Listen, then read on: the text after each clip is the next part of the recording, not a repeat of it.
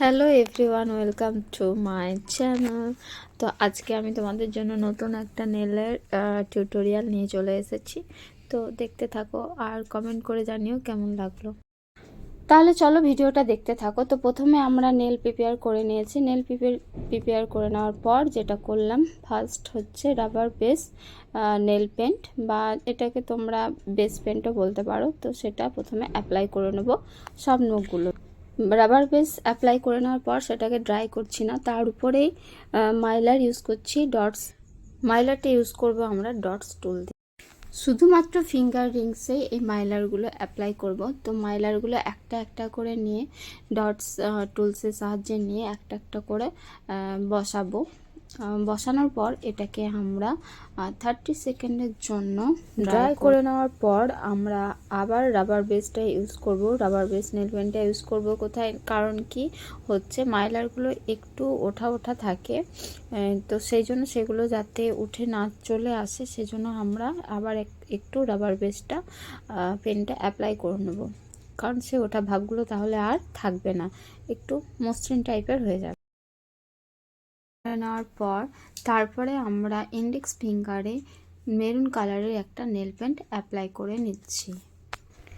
Nail paint apply করার সময় দেখবে সাইডে আমাদের স্কিনেও অনেক সময় নেল পেন্টগুলো লেগে যায়, তো সেগুলোকে আমরা ক্লিন করে নেব, তারপরেই কিন্তু ড্রাই করব। ড্রাই করে নিলে সেগুলো কিন্তু আর ওঠানো যাবে না, আর ওঠাতে গেলে অনেক স্কিনে লাগবে, সেক্ষেত্রে ক্লায়েন্টের খারাপ লাগতে পারে। সেই জন্য আমরা কি করব, ড্রাই করার আগে আমরা সেটাকে ভালোভাবে ক্লিন করে নেব।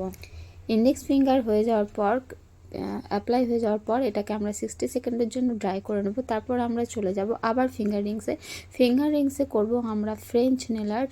তো ফ্রেঞ্চ নেল আর্ট প্রথমে আমি যেটা করলাম, প্রথমে অ্যাপ্লাই করে নিলাম মাঝখান দিয়ে, সাইড দিয়ে। তারপর আমরা একটা লাইন ব্রাশ নিয়ে সেটাকে ভালোভাবে লাইনটাকে ড্র করছি, কারণ লাইন ব্রাশ দিয়ে খুব সুন্দরভাবে ধীরে সুস্থে করতে হবে, না হলে কিন্তু একটা কেমন লাগবে, খাপছাড়া ভাব লাগে।